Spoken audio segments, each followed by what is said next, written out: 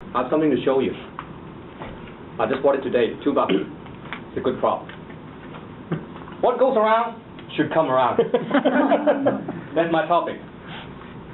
It's a well-known proverb. I tell you, you can define it in different ways. Tonight, I'm going to do my interpretation of this proverb. If you were given some seedlings, what would you do? I would try to go to the garden, cultivate the soil, put the seedling in, and try to water it. And hopefully, with a green thumb, I may make it grow. I will look after it.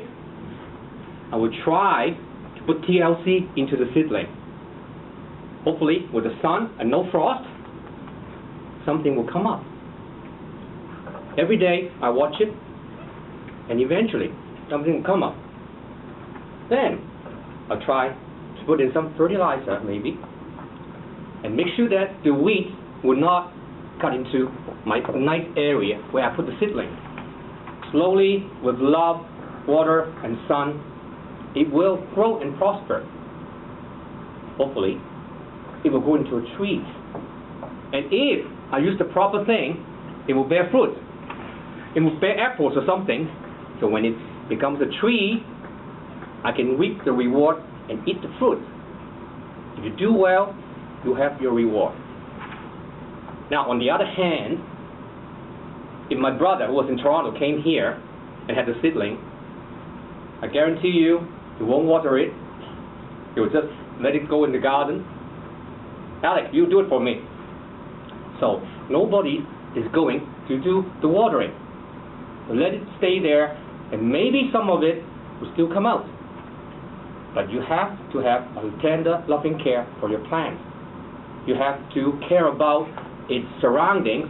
You have to fertilize it. If you don't do anything, it may grow. But it may have diseases, insects may feed on it, and you may have germs, and the plant will become very weak. In no time, it will wither, and it will die. So I tell you, for every action, there's always a reaction. In the Hindu language, this means karma. It's positive and a negative karma, depending on what you choose. You can choose something that will give you a reward, or you can choose something that will put you down. So what will you do? If I look around the table here, we have lots of people who are professional. And you have lots of friends who may be doctors, engineers, dentists, or CEO. How come people are so successful? It's not a coincidence. They were taught when they were young, likely by a good family. They were given good education. They were taught how to behave properly, how to obey, how to respect themselves and respect other people. So they're cultivated by little positive ideas and thoughts all the time. They were given the right path. They're given the right choice. So a little positive feedback from the parents every day. They grow in this environment. They learn properly. They know what is right and what is wrong. And they turn out to choose things positively. And they end up with a positive direction and become successful. So it's not coincidence. You have to work your way, and there are lots of ways to make sure that you go along the right path. Now, on the other hand, look at people who commit crimes. Some of them, they are repeat offenders, and they're on probation and they get caught again. Why? If you go deeper, you talk to a social worker and find out the family history. It's not surprising that a lot of them, they did come from broken families. They were subject to a lot of negative influence at home parents couldn't care less. They couldn't even provide food on the table. Oftentimes, they heard arguments. There was no love. There was no affection. All they saw was negative feelings, negative images. This is negative karma. They never knew what love was. All they saw was crime. My father came out and brought drinks into the house, and he might be committing crimes himself, father. He never knew what was right.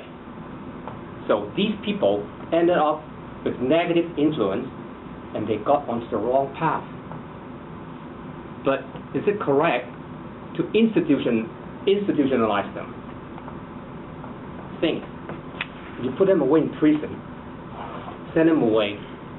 It may work for a little while, but punishing them is like a negative karma. You're not doing anything positive for them. This is why we have social workers, we have rehab people, and we have counselors. You have to put some positive things into these people. If they are not given any positive thought, positive ideas, how can you turn something negative into positive? It will never happen. So every action is a reaction. What comes around, what goes around, comes around. If you have children, or those who have children, think about it when they were younger. You always tell them, you did something wrong. Johnny, you're a bad boy. But is that wrong to tell your children off? It depends on how you phrase your words. Just like Toastmaster, when you do a speech, you want positive criticism. You can always tell them the right path in a soft way. Even though they're wrong, you can encourage them to correct their mistakes so that they can restart the next time with the correct way. You feed them little positive ideas, a little at a time, until you change the pattern. This is why we abolish the capital punishment. Punishment doesn't work. Punishment is negative. You have to feed the society with positive thoughts, positive ideas, which will turn into positive actions. Would you tell your son or daughter, clean up the room, do your homework? Of course, everybody should. To the kids, this may be negative, but indeed, these are positive things. You didn't realize you are subconsciously feeding this idea into their little minds. Any communications between parents and children is a good thing. If you encourage them to do things, tell them, Johnny, tidy up your room, you don't want to live in a pigsty, say something nice, positive criticism. You'll be amazed that little ideas like that will grow a little bit every day. And one day, the little Johnny will somehow tidy up his bedroom. I think some of you probably use the same approach, but I did try. When I was 19 or 20, I remember my mom always tell me, Alec, don't hang out with the wrong crowd. I just got a job there, and every weekend I skipped supper. I didn't eat at home. My mom said, please come home early. I got supper waiting for you. Yes, Mom. And don't hang out with the wrong crowd. Don't drink and drive. Please come home early. I'm not going to sleep. I said, yes, Mom. But I still chose the time I want to go home. So I wasn't being dictated by my mom at the time. So these things keep on repeating. Now looking back, I realized like these were initially negative thoughts to me. Now tell me to go home early. I don't want it. It's negative. But the reason why she said these things to me really is for my good intention. She really, really cared about me.